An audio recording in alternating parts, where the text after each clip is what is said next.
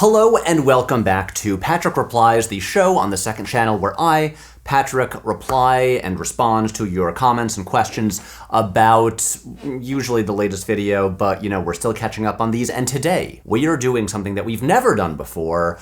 We are combining two videos into one Replies episode. Here is why, because the first one of these is the Veto Awards from earlier this year, our Best Movies of 2024 video. And that is one where, first of all, I don't think that many people at this point in time are eager to hear me still talk about those movies from last year. And also, I don't really want to spend much time on those. So I'm going to respond to those comments and questions as quickly as I can. And then we will move on to talking about the post-credit scenes video, a real proper video that I think there's just more to say about. So anyway, let's dive right in and let's get the vetoes over with. Our very first comment comes from Rhino Digital, saying, not even a nomination for The Substance in the Best Puke category? Criminal. These award shows are a farce, I tell you. Yeah, I stand by that, because here's the thing about The Substance. A lot of fluids in it, a lot of stuff coming out of bodies, not a lot of puking. Go back and watch it. Really, not much puking in there. I think you're misremembering it. So no, it did not deserve a nomination. Next up, Paula Reverbell says, Amelia Perez was totally snubbed by not getting a nomination on the movie whose success makes me most afraid for the future of cinema category. I think in the Replies video about the Cannes video from last year, I said there, I was like, good, and now I'm finally done talking about Amelia Perez forever. And I was wrong. I was wrong, because here it is, coming up again. But here's what I'll say about it getting snubbed for a nomination for a movie whose success makes me most afraid for the future of cinema. Was Amelia Perez actually successful?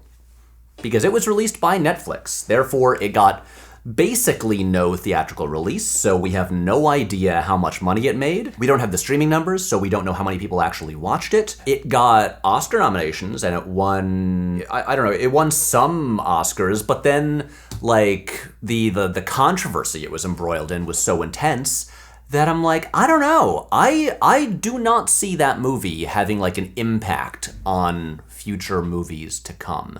So regardless of what you think of that movie, I don't think it's gonna have much impact on the future of cinema. Anyway, moving on. Alberto Baranoa says, I nominate Emma for Best Spin before grabbing a Veto Award. I agree. Emma, as always, did a terrific job walking over and taking the awards from me. Also, this chair is so squeaky. I gotta, oil this or something. Anyway, yes, as always, Emma did a terrific job accepting the awards because none of the winners showed up to accept them. And we shot a couple variations. We had the backwards one and the spin, and honestly, we should have done more. Maybe next year. Laughter Ephraim says, really hope this Patrick Willems guy gets to host next year's Vetoes. We'll see. Brian Stiles says, Russell Crowe was in Craven because it's his destiny to play the dad of a character in every comic book universe. Craven's dad, Sonyverse. Hercules' dad, MCU. Kal-El's dad, Man of Steel. Well, look, we got a new DC universe. We gotta have a place for Russell Crowe. He's gotta be everywhere. Just gotta make sure he doesn't have to get in shape. And hopefully he can do a funny accent. He seems to be really into Italian accents these days. So yeah, I don't know. Who's an Italian DC character? Or who might have an Italian dad? Is there some Gotham mobster or something? Well, they'll figure it out. Toledo Campos says, Better Man is the best movie that isn't Challengers to be released this past season. Incredible. Amazing. A musical that isn't cringe. A biopic without restraint to portray the artist in a bad light. A CGI monkey that evokes real emotion. Outstanding achievement. Glad to see you enjoy this beast of a film. Also Challengers. Saw it 3 times in the cinema, only with Parasite. I felt the urge to repeat the experience. Did it 4 times for that movie because it's just that awesome. I agree. Better Man. Look, I don't know when this Replies episode is coming out, but right now, as of this moment, the next regular episode on the main channel that I'm working on is about music biopics. But that's mostly an excuse for me to talk about Better Man. What a movie. I hope you've all seen it by now. Man, that monkey. Daniel Gertler says, there are two types of people in the world. Those who went to see Furiosa in theaters, and those who missed out on the best blockbuster-style film, since it definitely did not bust any blocks, of the year by far. I agree. I read all the articles, like, analyzing why did Furiosa flop? But still, just like, what a terrific movie. I think I know people who didn't see it in theaters. I think there might be people who work on this channel who didn't see it in theaters. And that said, I don't know for a fact, so I just hope they don't tell me, because I'll be disappointed with them, because like, what are you doing? My parents went to see Furiosa in theaters. When Fury Road came out in 2015, I visited my parents and took them to see it because I was like, guys, you have to see this movie. And they loved it. And then they went to see Furiosa on their own because they are people of taste who are smart. Yeah, if you didn't see it in theaters, then you're not what's wrong with this country. There's bigger things wrong with this country, but you're not helping. Christian Hansen says, I appreciate Patrick addressing the strange relationship he has with Amelia Perez. Back again. The first time I ever heard of it was from his Cannes video, so hearing everyone talk about its problems at length surprised me. I was curious what his thoughts were on it, now that people have gone over it in closer detail. Well, you know what? I still have not revisited it, so I just have my initial viewing to remember from Cannes last year, back when no one knew what that movie was, and yep, I have nothing more to say about it. Burku Babal says, I saw the TV Glow should be nominated for anything instead of Amelia Perez. Well, I mean, yes, I agree, because I saw the TV Glow is a better movie. But it's that simple. Luis Felipe says, as a Brazilian subscriber, I would love to hear you talk about I'm Still Here. Let me tell you, just earlier this year, I just got a lot of random messages from folks in Brazil who were just like, have you seen I'm Still Here? What did you think of I'm Still Here? Are you going to talk about I'm Still Here? I want to know your thoughts on I'm Still Here. It makes sense. People are proud of like an acclaimed movie from their country. I still have not seen I'm Still Here. It is absolutely nothing against the country of Brazil, or Brazilian cinema. It's simply that the Vitos are kind of my cutoff point for catching up on movies from the past year to talk about. And I set a deadline for like when we were gonna shoot the video, and I had my list of all the movies that I wanted to catch up on to like potentially include in the Vitos. And eventually I had to shoot the video, and I had not caught up on absolutely everything. And I'm Still Here was one of the movies that I just did not get to. And truly, after just like marathoning so many of these like usually like very serious dramas and art house films, I was just like relieved to be like, I'm done. I'm free. I can watch like stupid January movies now. And yeah, it was a relief. And there are still movies that were on that list that I didn't get to that I intend to watch at some point. And I will watch I'm Still Here because I've heard nothing but great things about it. But yeah, you know, you can't see everything. So I apologize to the people of Brazil for not watching the movie. But I will one day. But I did see The Secret Agent at Cannes, and I liked it. Ben Abramowitz says, you know what was missing from In Resurrectium? Ian Holmes' CG corpse in Alien Romulus. No, it was not, because I thought Ian Holmes' CGI corpse sucked. I talk more about it in the digital de-aging video, which you can watch now. So yeah, no, he did not deserve recognition. Ruben says, I see Patrick as a graduate of the Ra's al Ghul school of rub your chest, your arms will take care of themselves. Also, I know I said Raish, and they say Raz in the movie, but I learned it first as Raish from the animated series, and that's what Denny O'Neil, co-creator of the character, says, so I'll always be a Ra's al Ghul guy. Anyway, I believe Mike Curran wrote that line in the video. I didn't write it. And yeah, I had forgotten it was a Batman Begins reference. I assume that's what he was referencing, but there you go. Insert name here says, a little surprised that All We Imagine as Light didn't make the top 25. After your segment on it in the Cannes video, I saw it at my local film festival and absolutely fell in love with it. Definitely one of my favorite films of the year, so I appreciated the recommendation. Absolutely in agreement, though, about the best film of the year and instant classic challengers. So as for All We Imagine as Light, as I think I talked about in the Cannes video, it was the last movie I saw at Cannes. I was exhausted. I didn't fall asleep for it, but I was just like not as focused as I would have liked to be. I thought it was really good, but I was like, I'm gonna see this again. And like, you know, when I'm like properly alert and can give it the attention it deserves. And like, I'm still here. It was on the list. Didn't get to it. Will rewatch it at some point. But yeah, that was really it. It was just, I saw it in such a kind of like cloudy state of mind that I didn't really know where to put it on the top 25 list. Upon rewatch, it almost certainly would have been on there. So there we go.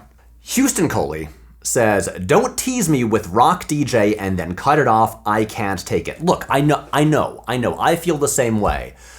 But I don't make the rules of YouTube copyright claims for movies, and you can only use so much of songs in there. If I had my way, I would have used the whole song of Rock DJ. Maybe we would have had a dance number, perhaps? I mean, that seems like a big ask. Hey, since Better Man came out, I have done Rock DJ at karaoke, which I know feels rude to be like, you know, hey, that happened, but none of you saw it. But yeah, look. You know, YouTube copyright stuff is annoying, and I can't pay the tens of thousands of dollars to license songs for videos. So, yep, that's what we are. Mrs. Cannabis says, best puke was definitely a crowded category this year, but I can't believe Garnick Pukes in the SUV from Anora didn't at least get nominated. You know, it's funny how now the past couple of years with the VITOS, it seems like the award that I get the most shit for snubbing movies for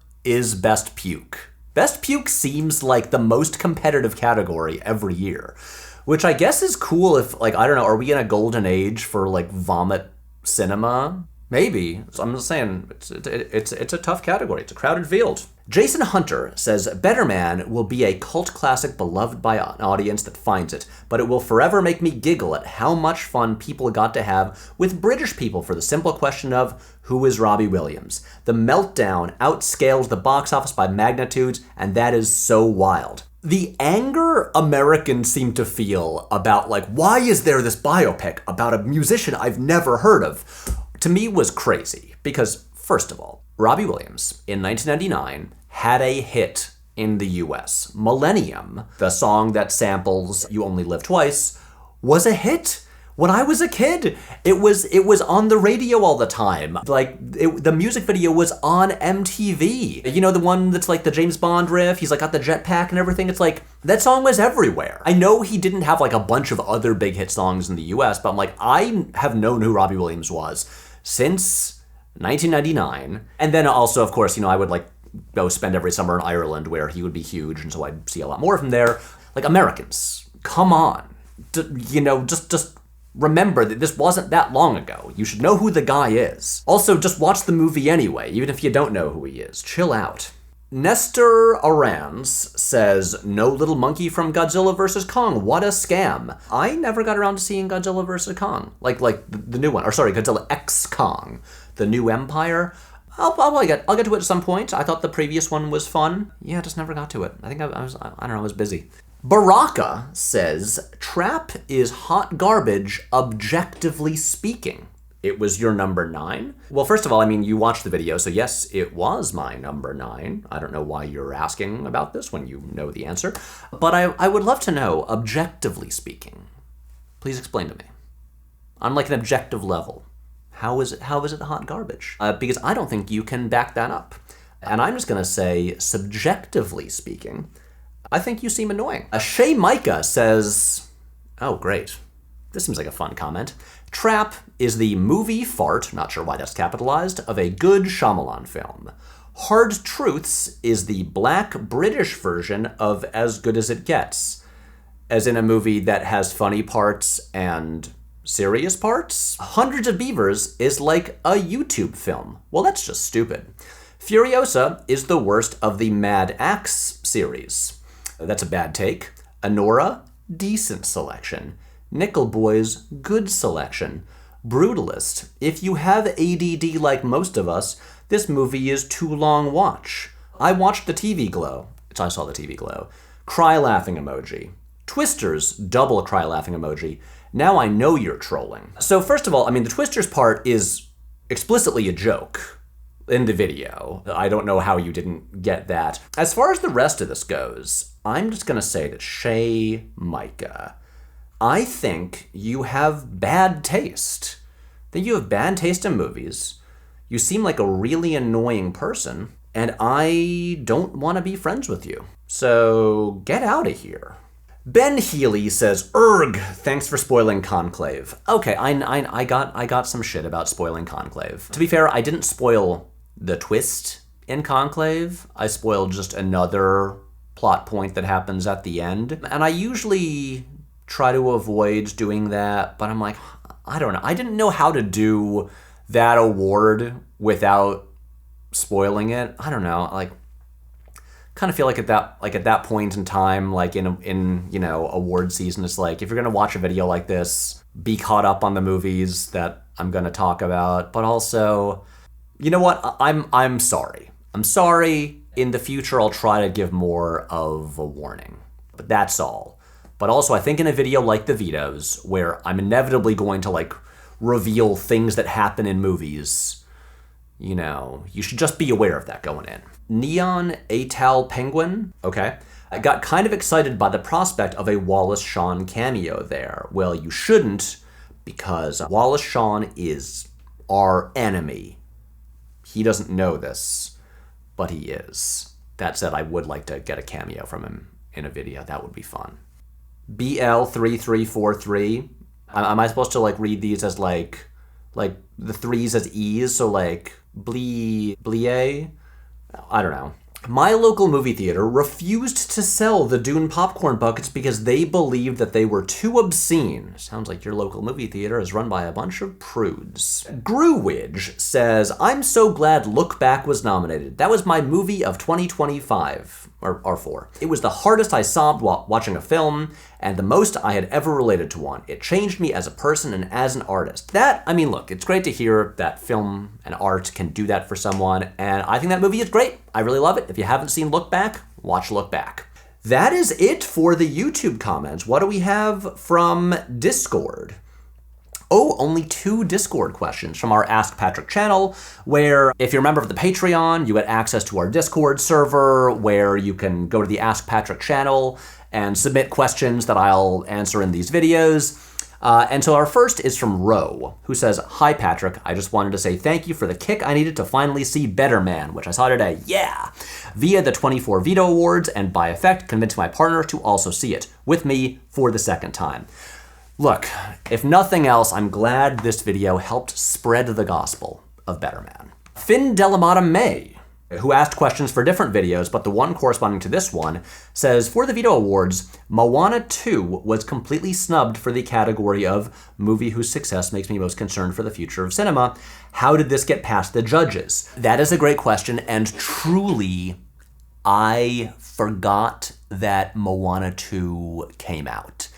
Even though it made $1 billion, it seemed to just like not really permeate the culture at all. I didn't see it. None of the songs from it seemed to like have any life. I barely heard people talking about it. It just seemed like a thing where like out of obligation and familiarity with the first one, like every family with kids went to see it. I guess it didn't make me too concerned for the future of cinema because I just forgot that it existed.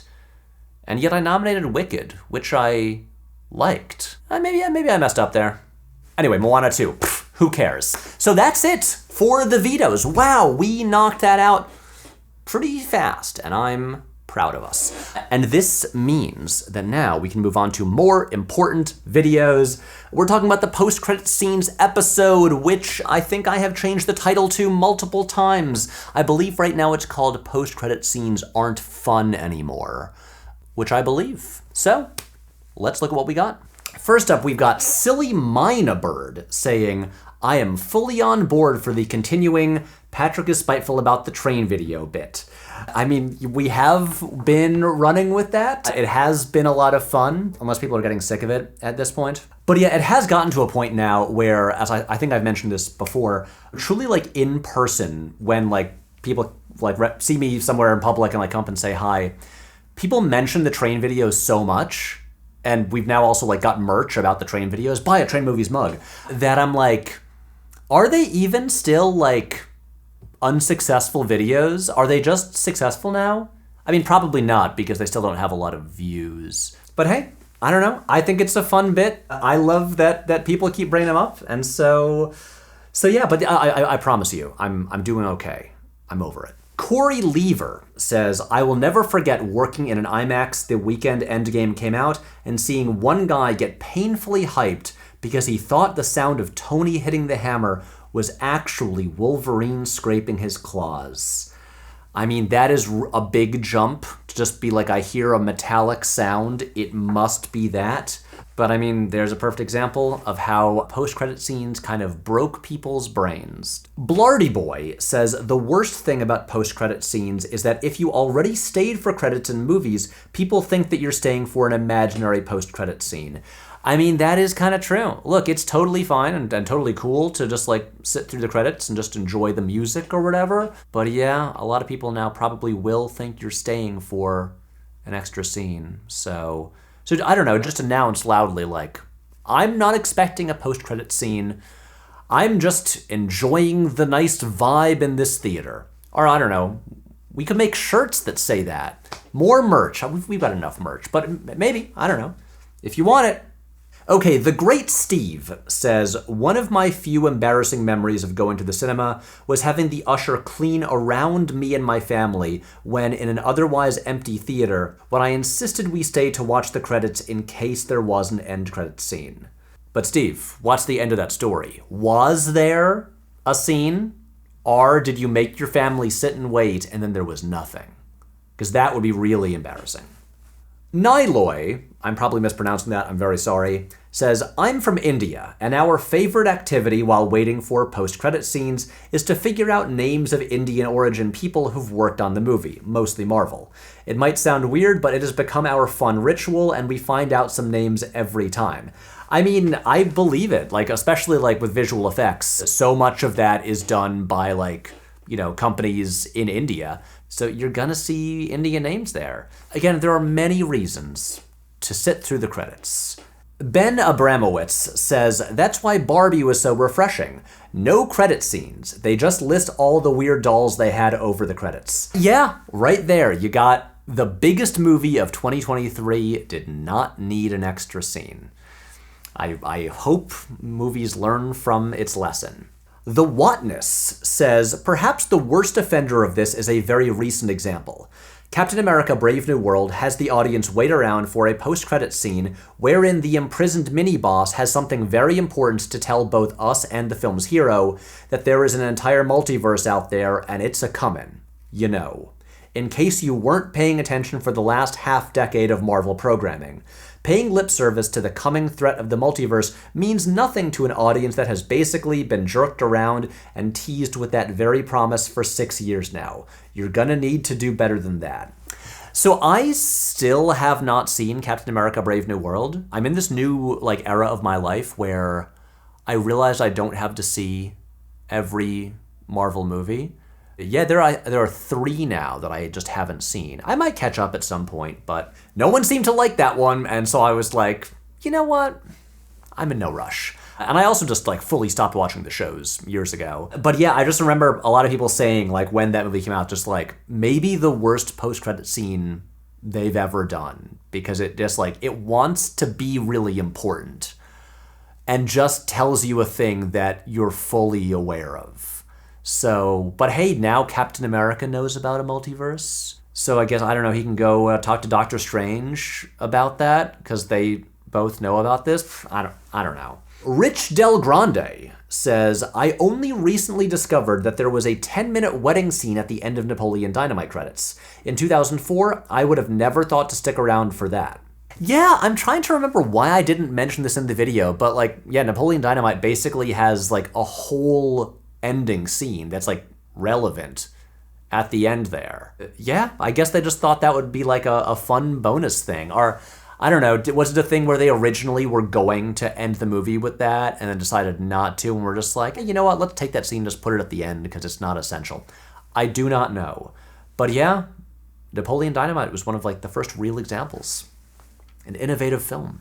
J9 Plato says, just here to say RIP to our favorite Kilm star, Val Kilmer. Sorry for your loss, Emma. Thank you. I appreciate that. I'm sure Emma does as well. We here at the channel, we all miss Val, one of the greats. Scott Butler says, you stay through the credits because you want to see a teaser for the next movie.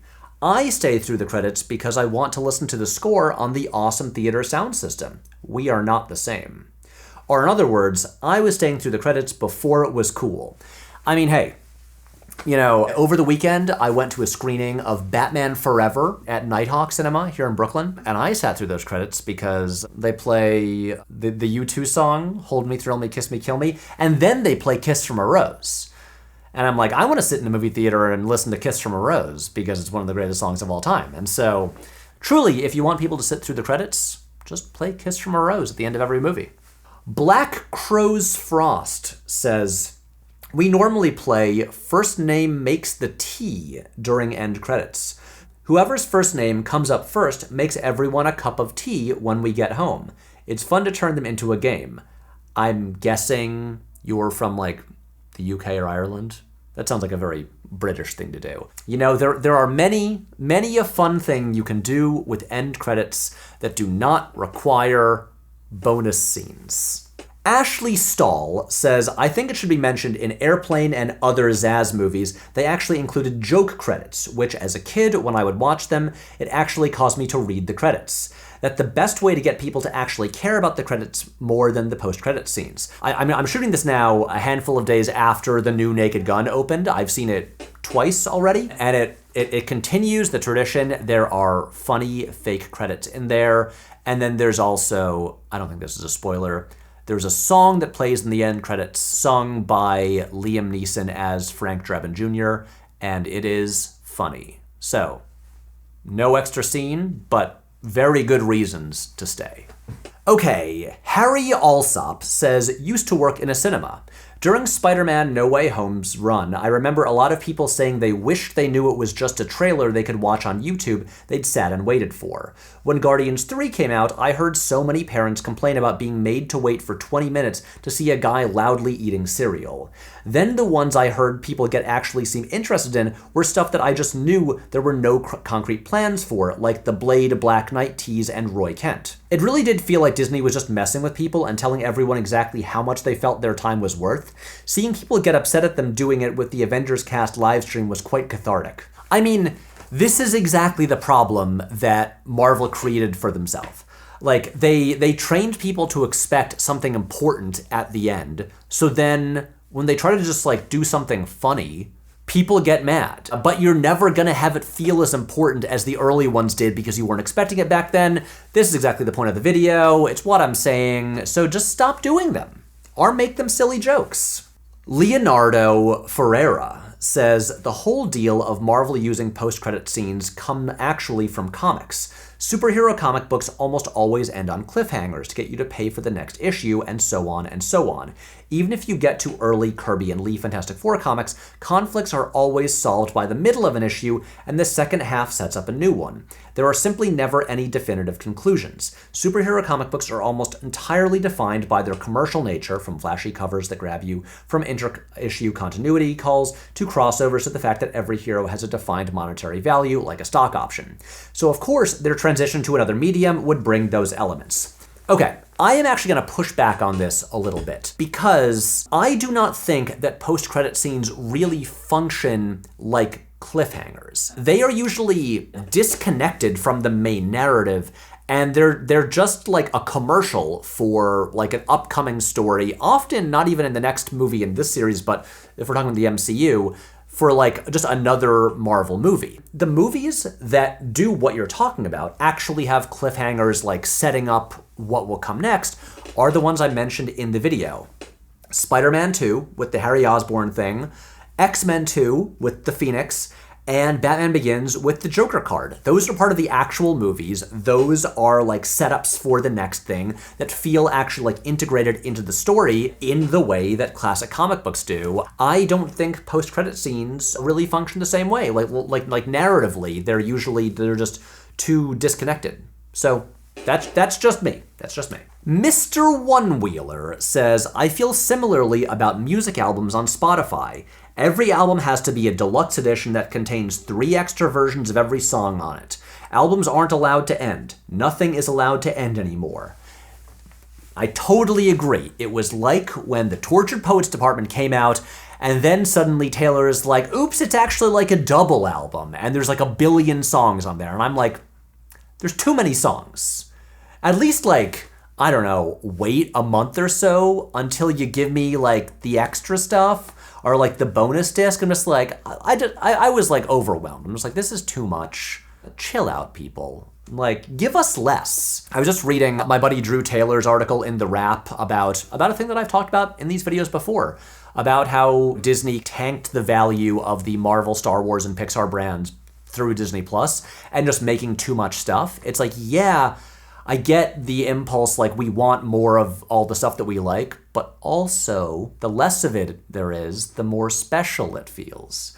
You keep giving us too much stuff, it's just, it feels less unique. Halloween Year Round says, I worked at a Regal in the 2010s and absolutely hated post-credit scenes. Because you already didn't have a whole lot of time to clean theaters in between showtimes, and Marvel trained audiences to sit through the credits of not just Marvel movies, but all movies. So it led to having very little time to do our jobs before the crowd for the next showtime was trying to come in. So there you go. Come on, studios, think of the theater employees. You're making their jobs harder for a stupid reason. Come on, guys. Jordan Newsom says, you're like the Larry David of cinema criticism, and I love it. It's a weird thing to be mad about, but you're not wrong. I don't entirely know how to feel about this. I mean, people like Larry David. That's like generally a good thing to be compared to. But also his thing is that he's just like grumpy and complains all the time. And I don't know if I want to be known as the guy who just complains about weird random little things in movies. I think I'm generally like pretty positive. And I did just release the video about like, that's like, stop digital de-aging. Enough of that. Go back to how movies used to be.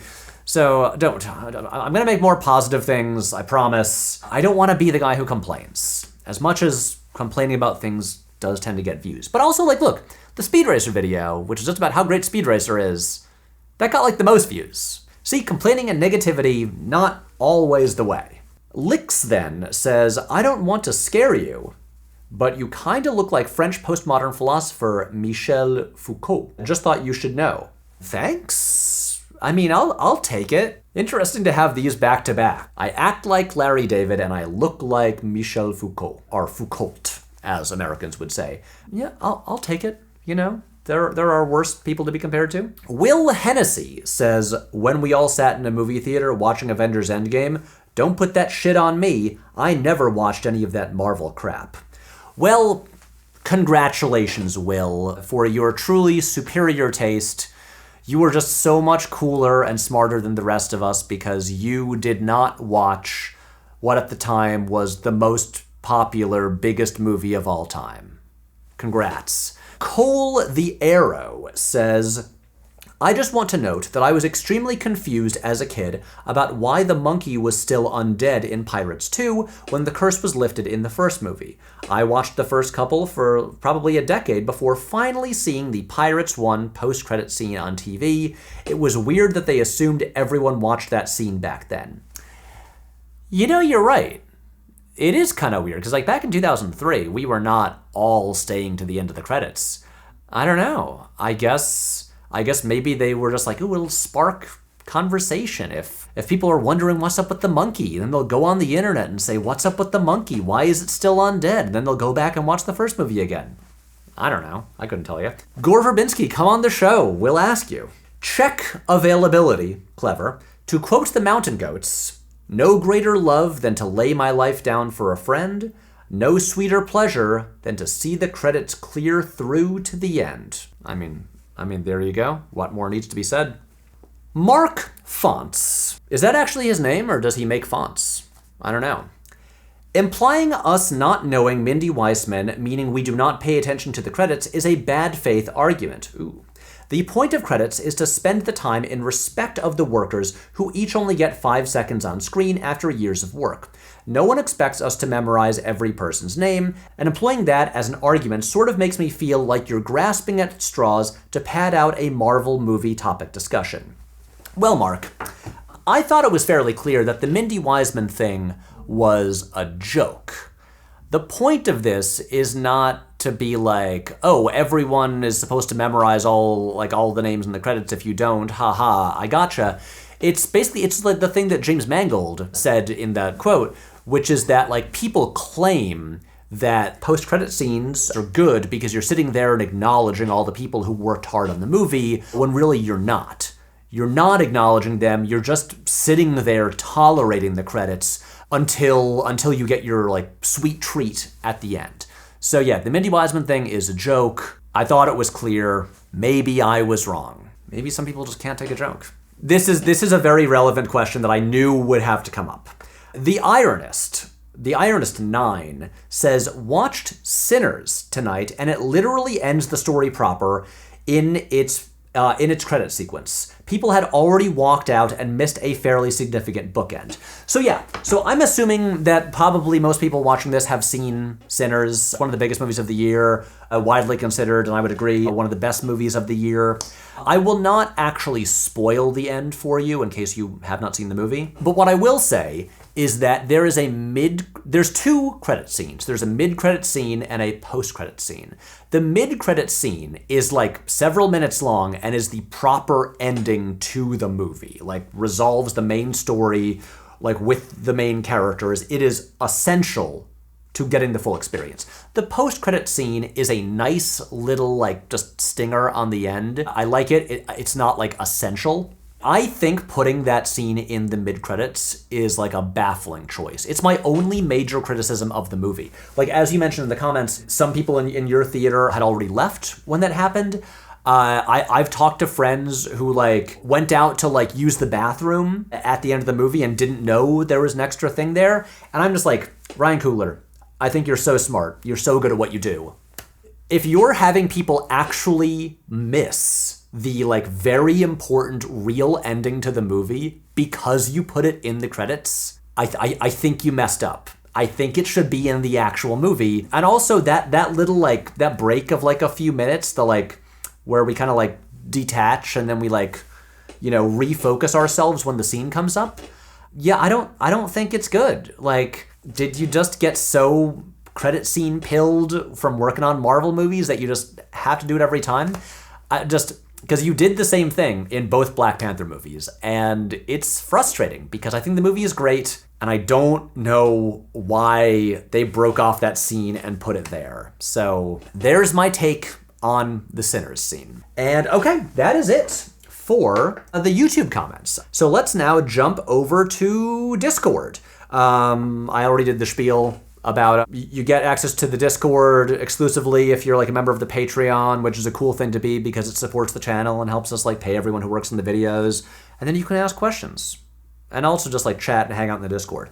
So anyway, a Crusher, who clarifies here how to pronounce the username, it is Crusher, says, Patrick, while I was watching the post-credit scenes video, I started thinking about whether the growth of post-credit scenes is an example of movies becoming more like other media. Stingers play a different role in television and in web series, both for storytelling and commercial reasons. You want to encourage viewers to stick around for any post-credits ads and come back next week or month or season for the next episode.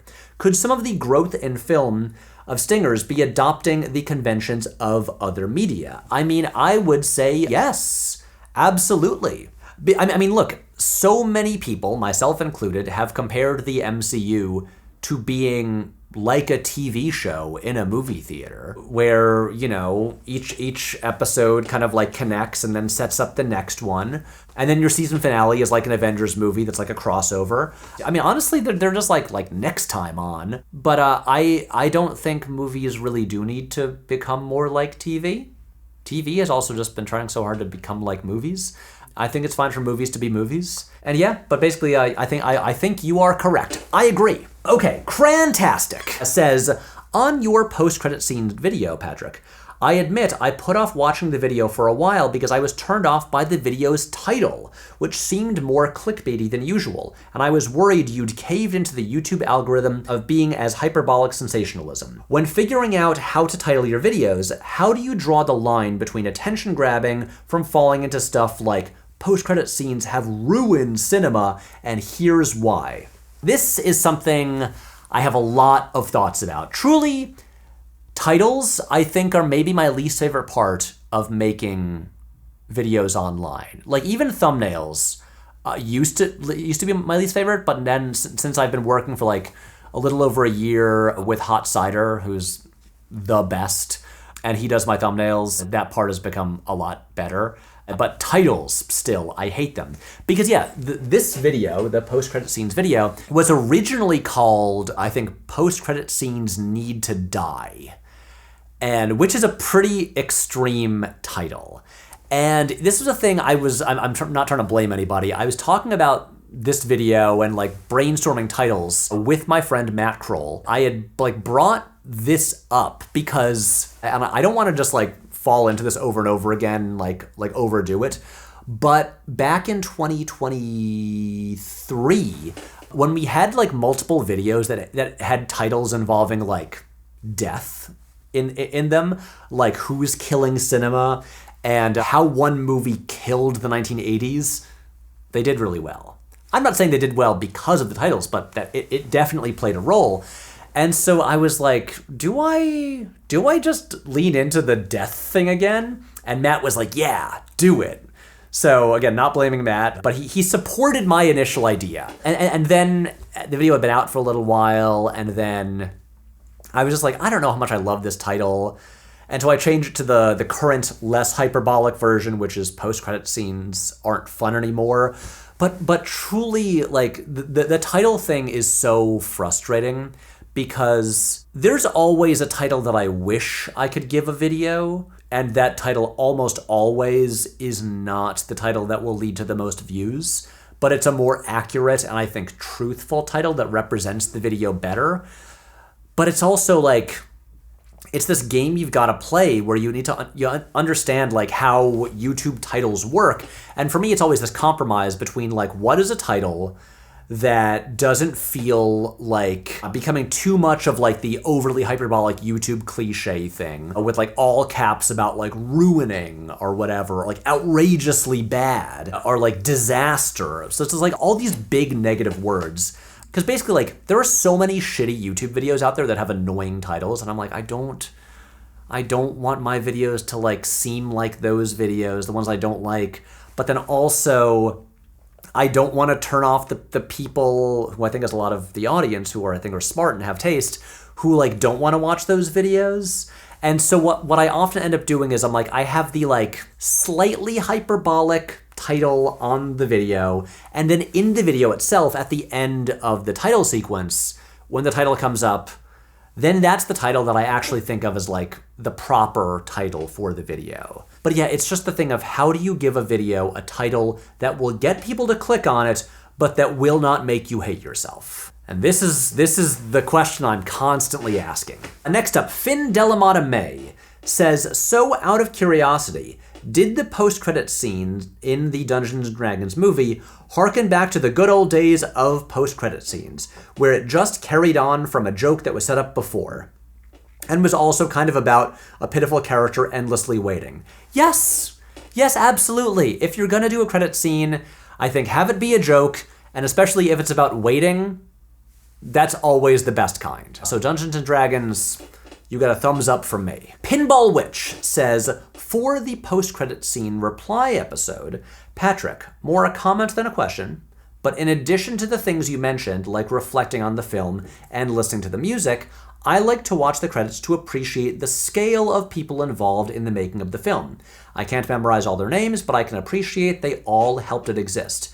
Yeah, I mean, I think there is something to be said of just, you know, taking in like, look, it takes a village to make me look dope, as they say in Popstar. But like, no, it's like, look at all the people that it takes to make this thing you watched for like 90 minutes to 2 hours. It's cool. And now our final question from Discord is from Antonio.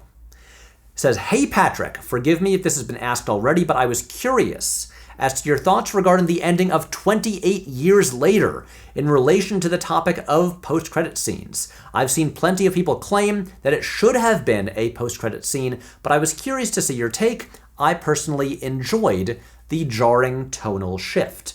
Okay, so first of all, I should say, if you have not seen 28 Years Later, which I think is a terrific movie, one of my favorites of the year, and you don't want to be spoiled, although I'm probably not going to get into like very like concrete spoilers, then skip ahead to this time code.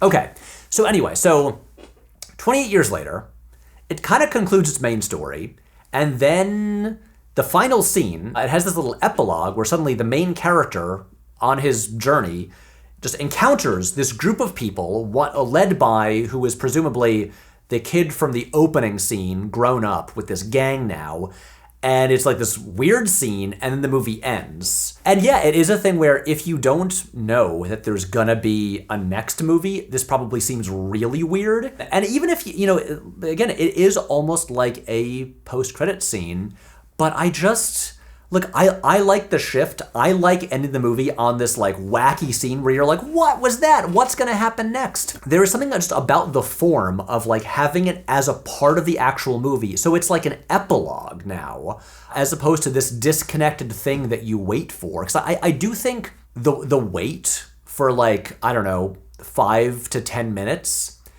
does then like reconfigure your expectations for like, this had better be important. This had better justify me waiting here. And I think just having it in the movie is just, I just think it almost always works better, like unless it's like a little joke about waiting. And yeah, I like it there. I like that last scene. Even if I didn't know there was gonna be a sequel, I just like it as this look, I think it's fun to end a movie on like a weird, crazy, unexpected note.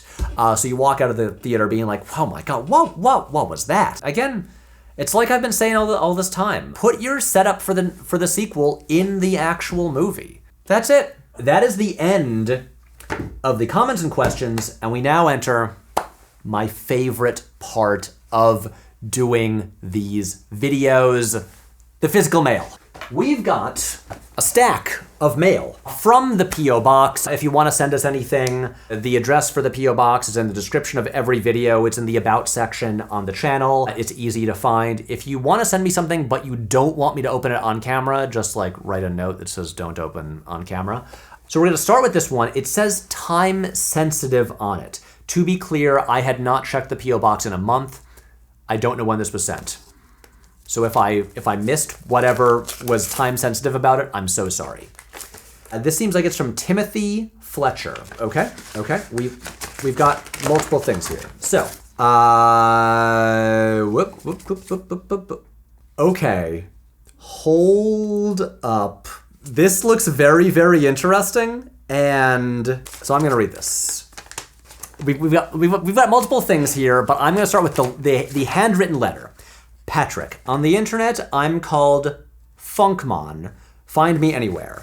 Number 1, I am inviting you to my wedding. Folks, this is a first for the Patrick Replies videos, for the channel. I have never been invited to a wedding by a viewer who I do not know personally, so this is a big moment. I'm inviting you to my wedding. It's in Naples, Idaho. I live in Detroit. We are taking a train all the way there. Hell yeah, trains. We are having a session where people give a speech on any subject. This is a great opportunity for Documents Equal Sex or Home Alone as class warfare. Okay, number 2. Should you choose to read this on Patrick Replies, I have included comments designed to be quick. First, come to my wedding. Second, the train episodes were the first episodes where I made sure to watch the movies you listed in advance. They were great.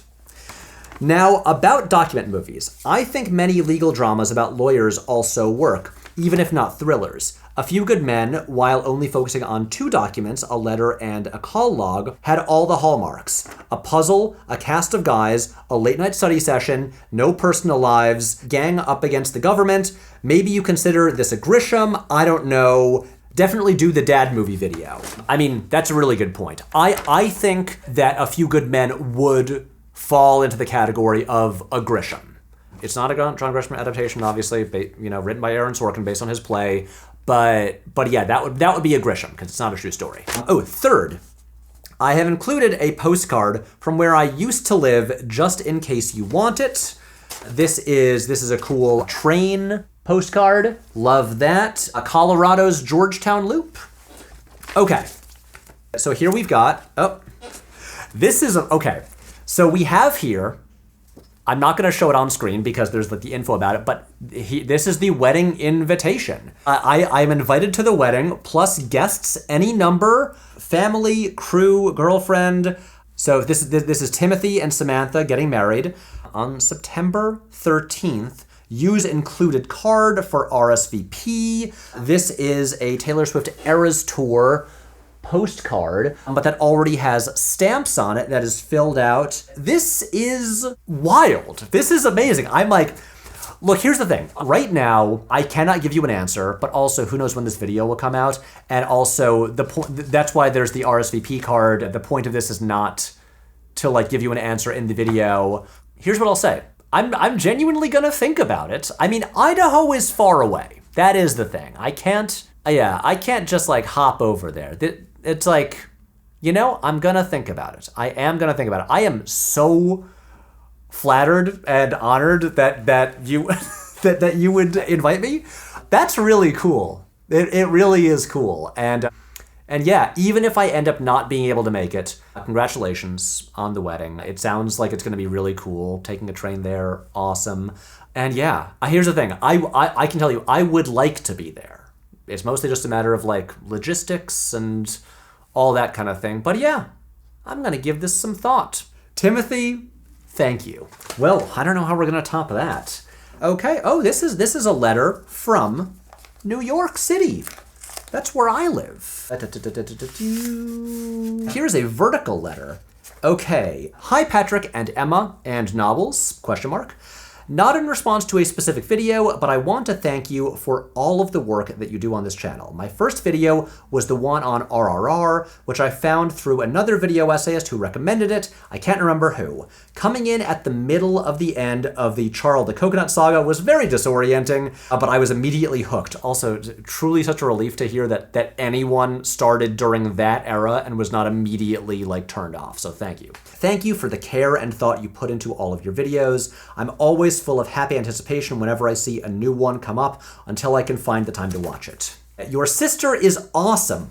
I agree. Mary is the best. Thank you for sharing the tradition of Christmas milk. You have great taste in sweaters, and I'm so glad you're getting sponsorships. Thank you, me too. The trains videos were great. I enjoy your occasionally sassy responses to YouTube comments. I hope someday you get to cameo or star in a Mission Impossible movie. If you ever do hold a New York City event, I will be there. Thank you to you and your whole team, Constance.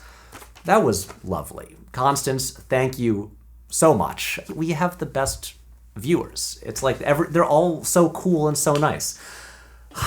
This is like truly like the mail part of this. This is my favorite part of these videos. I don't have to be sassy to any of these. No one is sending me like annoying letters. Although I don't think I didn't do these videos back then. Back like 6 years ago, a guy mailed a typewritten letter to the P.O. box, and it just said, "Dear Patrick Willems, you are wrong." And that was one of my favorite things I ever received. He wasn't even like a dick about it. I don't think he even signed his name, just "you are wrong." I was like, I appreciate that. Every annoying commenter should do that instead. So, okay, what's next? We got, this one is from California. Oh, and with a little note, okay to read/open on Patrick Replies. Okay, well, I will. Alrighty then. Ooh, okay. Dear Patrick and team. Hi, longtime viewer, first-time caller. First found your video by searching up Mission Impossible video essay, and after hearing you recite verbatim all of my thoughts on my favorite movie series, I was instantly hooked. The balance of humor and education, as well as your shining enthusiasm for how cool film is, quickly cemented your channel as one of my absolute favorites. Love to hear that. Your level of production never ceases to amaze me. I'm happy to finally send some mail to show my appreciation for your work. I drew and made some stickers to celebrate the release of Mission Impossible: The Final Reckoning, and I really wanted to send you some. I know Patrick H. Willems, the YouTube channel/team, is more than one person, so I wasn't sure how many sets to include. Please let me know if you want me to send you some more. Thanks for being such an awesome corner of the internet. Hope you all have a great summer. Cheers, Amanda. This is awesome. Oh my God. I'll show you these in a second, but these are awesome. It's a little cartoon, Ethan, Luther, and Benji holding hands, and it says, "I would give up 3 plutonium cores for you." Look at that. These are amazing. And then here, this is like a little sticker sheet that says your mission should you choose to accept it. And it's all this little like cartoon iconography from the movie series. Like there's a disc with the knock list, there's the exploding glasses, there's the rabbits, there's the little like yellow Fiat from Dead Reckoning. This is, here, I'll show you this. Look at that. That is fantastic. Amanda, thank you so much. This is wonderful. What a nice letter. These are so cool. So Amanda, thank you so much. This rocks.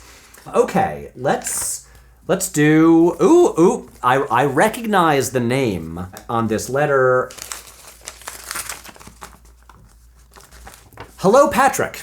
Thank you so much for the shout out in your Replies episode of Megacities. I hope you had a chance to rewatch Waterworld this summer. It's far from a perfect movie, but you have to appreciate its ambition and scale. It marks the end of an era in Hollywood. Thanks for all of your excellent thoughts on film. If you ever need a Waterworld expert, you know where to find me, the Atoll. This is awesome. First of all, artwork on the letter, which is cool, but also sent a Waterworld patch. Yeah, look at that. Look at that. Waterworld stuff. This is great. Look, it's not often that we have like recurring figures in the Replies videos, so the Atoll. Thank you so much. You know what? I have not yet revisited Waterworld this summer. I'm going to. I promise you. It's gonna happen. Okay, so now we've got 2 packages. Let's start with this one. Okay, yes, I recognize the name here. This is from Esther Cuenca, who I met at Fordham University when I went and gave a talk there a couple years ago. And she and Asif Siddiqui, the professor who invited me, we all just like hung out and like went out, for lunch afterwards. But Esther is also a professor, and this is a book that she co-edited, Law, Justice, and Society in the Medieval World, an introduction through film. We're talking medieval movies. A course book that explores the interpretation of medieval law in film and popular culture. The letter here. Dear Patrick, wanted to send you my course book on law and cinematic medievalism before our next in-person dinner. You are my favorite essayist and film commenter, and obviously I'm your biggest fan. Esther, thank you so much. Check out my chapter on Kingdom of Heaven, great movie. Asif's on Alexander Nevsky, Asif, our mutual friend, and Celia Chazelle's, mother of director Damien, on Ivanhoe. With admiration, Esther. Esther, thank you. This is awesome. I can't wait to check this out. You had me at Kingdom of Heaven. And now our final piece of mail. Ooh, there's a customs form. It's from the Netherlands. Whoa. Whoa. There's stuff here. Oh my God. Okay. So first of all, this is a card with trains. Trains are just my thing now. I'm the train guy. This is a longish one, so I will read it fast. Hi, Patrick. I'm a big fan of your video essays. As a longtime follower of your videos, it makes me so happy to see you're finally getting to make your own films. I can't wait to see the dinner plan. My name is, okay, I really hope I don't mispronounce this. Is Josha, or is it Yosha? Josha? Please tell me in the comments which one it is. Or a different one, but we'll say Josha. And I'm a storyboard artist from Amsterdam.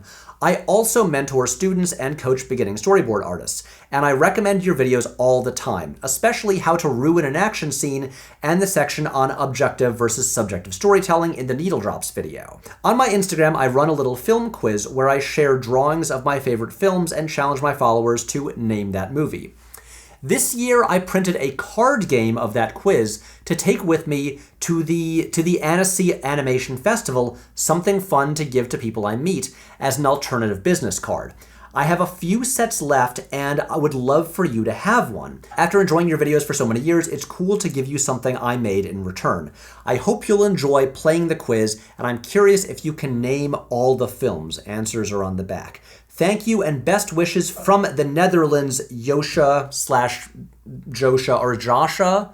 Yeah. Wow. I hate getting people's names wrong, and I'm like, I wish I knew exactly how to say this one, but this is real. This looks really fun. 48 cinematic challenges await. Name that movie.